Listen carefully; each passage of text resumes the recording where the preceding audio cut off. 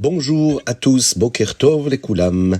Bienvenue à notre rendez-vous quotidien, l'étude du Chitat du jour. Aujourd'hui, nous sommes le Yom Shlishi, mardi de la Parashat Nasso, Gimel 3 Sivan 5786. Et je suis infiniment heureux de vous retrouver pour partager ce moment avec vous. Et je vous invite également à le partager avec d'autres personnes, afin que nous soyons encore et toujours plus à étudier le Chitat du jour.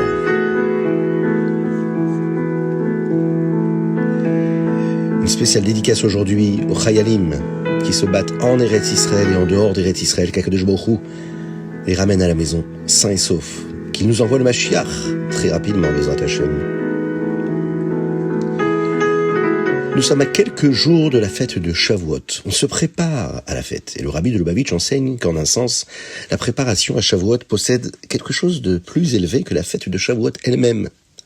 On peut voir d'ailleurs quelque chose de similaire dans la Tfila. La Tfila de Shacharit a lieu avant de commencer le travail de la journée. Le matin, avant de prendre soin de sa famille, de sortir pour le travail, avant de s'occuper de son foyer. On se prépare pour la journée et on prie. La Tfila de Harvit a lieu après avoir terminé le travail de la journée. C'est le calme et il est possible de réfléchir à la journée qui vient de s'écouler. Mais Mincha se situe au milieu. On quitte toutes les choses importantes que l'on fait juste pour penser à Hachem. Lorsque l'on s'arrête au milieu de l'action et que l'on pense seulement à Dieu, cela procure à Dieu un grand nachad ruach, une satisfaction. Et c'est pourquoi, lorsque le prophète Eliyahu Hanavi avait besoin d'une bénédiction spéciale, il l'a reçue au moment de Mincha. Il en va de même, le rabbi nous dit, concernant la fête de Shavuot. Tout le travail consiste à penser à Dieu et à la réception de la Torah. Mais les jours précédant la fête de Shavuot sont des jours de semaine ordinaire. Nous sommes occupés par le travail habituel, et c'est pourquoi, lorsque l'on s'arrête et que l'on réfléchit à la façon de se préparer à Shavuot, cela réjouit Dieu, dans un certain sens encore plus que la fête de Shavuot elle-même, où l'on pense à Hachem tout le temps. Cela vient nous enseigner à quel point le temps de préparation de cette fête est si spécial, et combien il est important de l'utiliser correctement.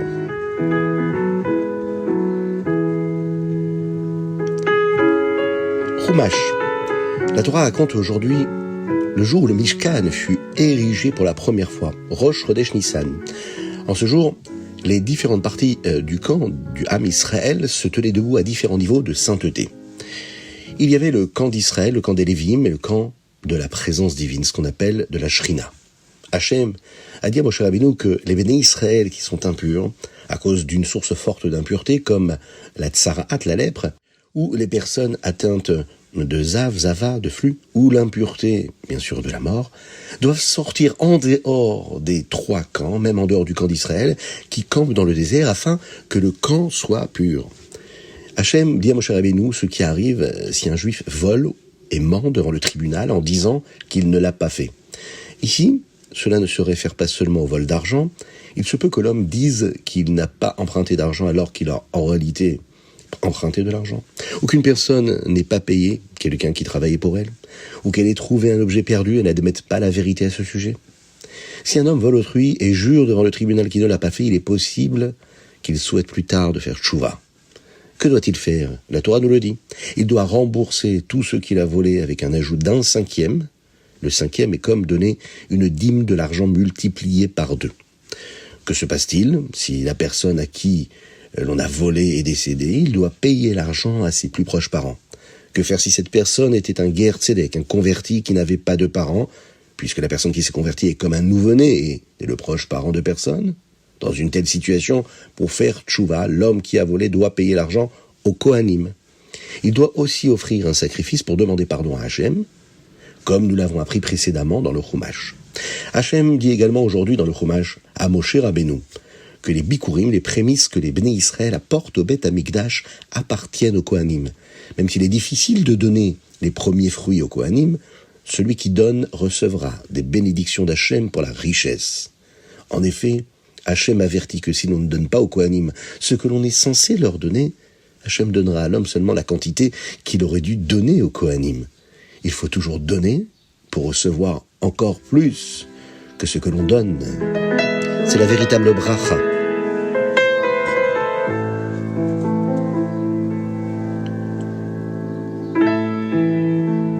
Tehillim. Aujourd'hui, nous sommes le 3e jour du mois de Sivan et nous lisons du Tehillim 18 au 22, du Tehillim Yutret au Tehillim Chavbet. Dans l'un des chapitres des Tehillim d'aujourd'hui, le chapitre 19, il est dit qu'un homme peut voir la grandeur de Dieu en contemplant les choses merveilleuses qu'Hachem a créées, comme les cieux, Maaseh Hachem, et par l'étude de la Torah et l'accomplissement des mitzvot qu'Hachem nous a donnés. Le 9e verset nous dit ceci, Pikoudé Hachem Yesharim Mesam Chelev, Mitzvat Hachem Bara, Meirat Enaim. Les préceptes d'Hachem sont droits, ils réjouissent le cœur, le commandement d'Hachem est limpide, il illumine les yeux. Ce qu'Hachem nous dit d'accomplir montre le bon chemin dans la vie. Cela apporte la joie. Les mitzvot d'Hachem sont clairs et elles nous amènent à voir les choses avec clarté. À la sortie de Shabbat, il y a la coutume de tremper le petit doigt des deux mains dans le vin de la Havdalah qui se trouve dans la soucoupe, sous la coupe de vin. Et la coutume du rabbi est de mettre un peu de vin sur les yeux et de dire ce verset sur la façon dont Hachem nous aide à voir les choses avec clarté. Be'ezrat Hachem.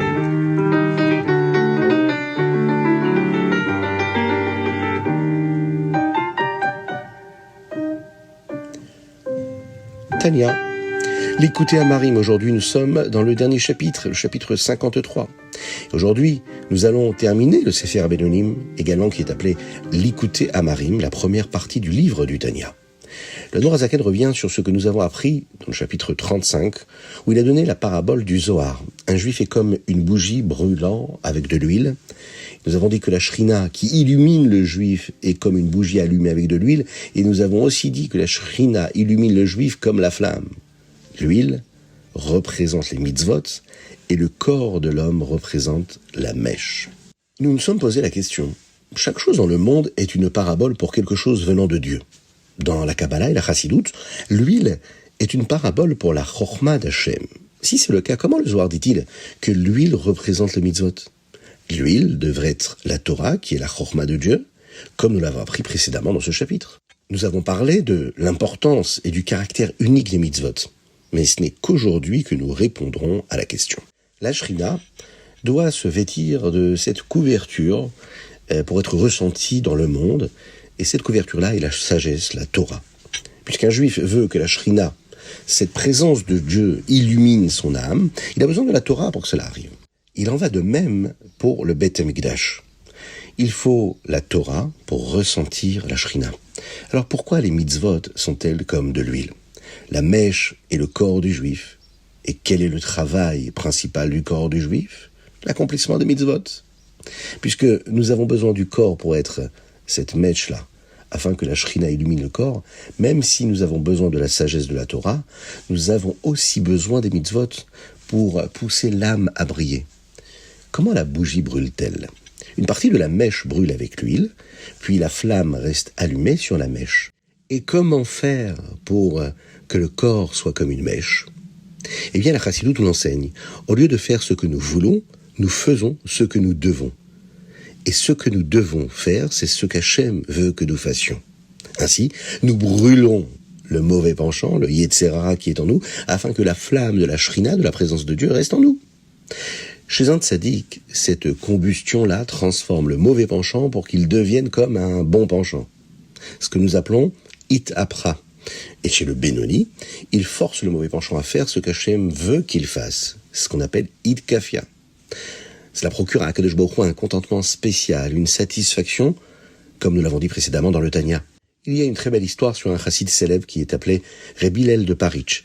Il était très prudent dans l'accomplissement des mitzvot. Il était si prudent qu'il ne s'asseyait même pas sur un canapé à la maison de peur qu'il y ait un mélange de lin et de laine, de sha'atnez dans le canapé. Quelqu'un lui a demandé pourquoi il était si prudent et si strict avec les mitzvot. Rebbe Hillel a répondu que c'était pour qu'il puisse ressentir et apprécier Dieu et la chassidut. C'est comme ce que nous voyons ici. Pour ressentir la Shrina qui illumine le juif à travers la Torah, il faut s'assurer d'accomplir toutes les mitzvot comme Hachem le souhaite.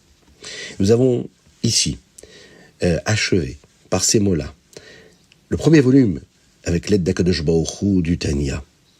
Notre âme est descendue dans le monde pour accomplir une mission spéciale, apporter de la lumière dans le monde par l'étude de la Torah et l'accomplissement des mitzvot avec vitalité, avec énergie, et se comporter comme un juif doit se comporter tout au long de la journée. C'est ainsi que l'on illumine le monde et que l'on apporte la délivrance, notre mission à toutes et à tous.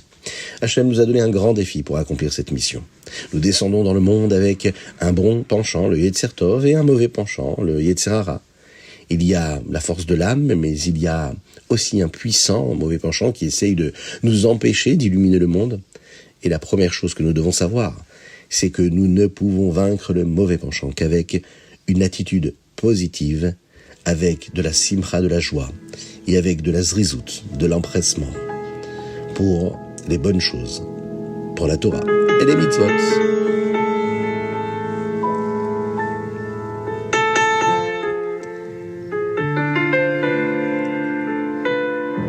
Ayom Yom 3 Sivan. Aujourd'hui, nous sommes le 47e jour du Homer. Et aujourd'hui, nous commençons les 3 jours de restriction, ce que nous appelons Yemé HaKbala. Les 3 jours de préparation au nom de la Torah. Bien qu'il y ait une source dans la halakha indiquant qu'il est permis de se couper les cheveux aujourd'hui, le Rabbi Rachab, le Rabbi Shalom Dovber, n'aimait pas que les gens fassent cela avant la veille de la fête de Shavuot. L'un des commentateurs les plus célèbres du Talmud Babli est le Tosfot. À un endroit du Talmud où l'on parle de Shavuot, on apprend quelque chose de très important dit par le Tosfot. La fête de Shavuot est une fête très spéciale. Au moment de la sonnerie du shofar à Rosh Hashanah et Yom Kippour, Hachem trouble le Satan afin qu'il ne puisse pas dire de mauvaises choses sur le Ham Israël. Et bien à Shavuot également. Hachem trouble le Satan afin qu'il ne puisse pas déranger le Ham Israël au moment du don de la Torah.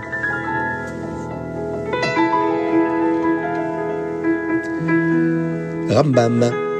Aujourd'hui, nous étudions les chapitres 4, 5 et 6 des Hilchot Shvuot. Aujourd'hui, le Rambam nous enseigne ce qui arrive à une personne qui n'a pas tenu son serment, selon la Torah par exemple, une personne qui a juré de ne pas manger et qu'elle mange quand même. Nous apprenons aussi quels sont les détails qui concernent l'annulation des vœux, la Hatarat Nidarim, si une personne a juré de faire quelque chose ou de s'abstenir de quelque chose et qu'elle réalise ensuite que ce n'est pas un bon serment, que ce n'est pas possible pour elle de le réaliser. Si un rave voit qu'elle regrette son serment, il peut lui annuler le serment selon certaines modalités qui nous sont détaillées ici dans l'étude, dans le texte du Rambam.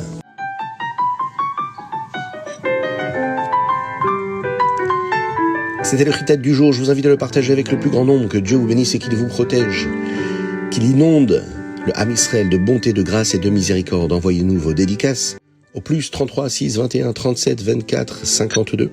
Vous pouvez offrir le prochain Chitat pour un anniversaire, l'Eilou Nishmat pour l'élévation de l'âme d'un proche, pour le mérite de quelqu'un. N'hésitez pas à le faire, vous prenez part à ce mérite. Qu'Akadosh Baruch Hu envoie la réfoua chez les mains à tout le Ham Israël, ceux qui en ont besoin, et parmi eux, Avraham Nissim Ben Sultana et David Ben Sultana. À très bientôt pour le Chitat du jour.